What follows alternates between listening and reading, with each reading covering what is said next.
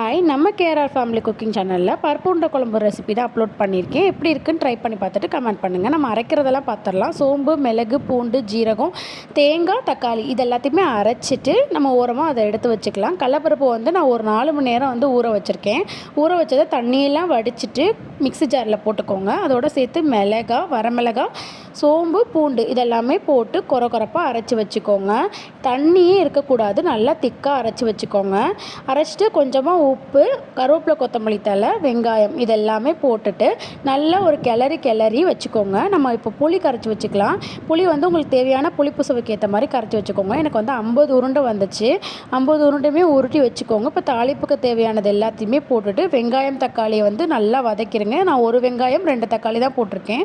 இதோடு சேர்த்து மஞ்சத்தூள், மிளகாத்தூள், மல்லித்தூள் இது மட்டும்தான் நம்ம போட போகிறோம். நல்லா கிளறிட்டு ஒரு புளியை வந்து நல்லா கரைச்சி வச்சுக்கோங்க. கரைச்சிட்டு அதில் ஊற்றிடுங்க.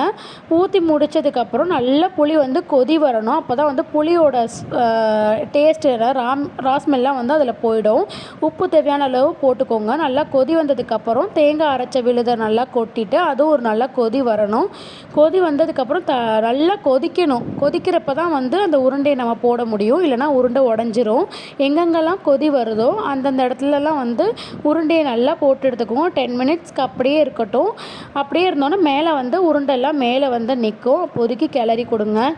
ரொம்ப திக்காக இருந்தது அப்படின்னா கொஞ்சமாக தண்ணி ஊற்றிக்கலாம்.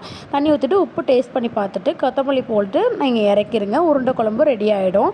ரொம்ப அல்டிமேட்டாக இருக்கும். வீட்டிலேயே ரெடி பண்ணி பார்த்துட்டு டேஸ்ட் எப்படி இருக்குன்னு கமெண்ட் பண்ணுங்கள். நம்ம சேனலையும் சப்ஸ்கிரைப் பண்ணிக்கோங்க.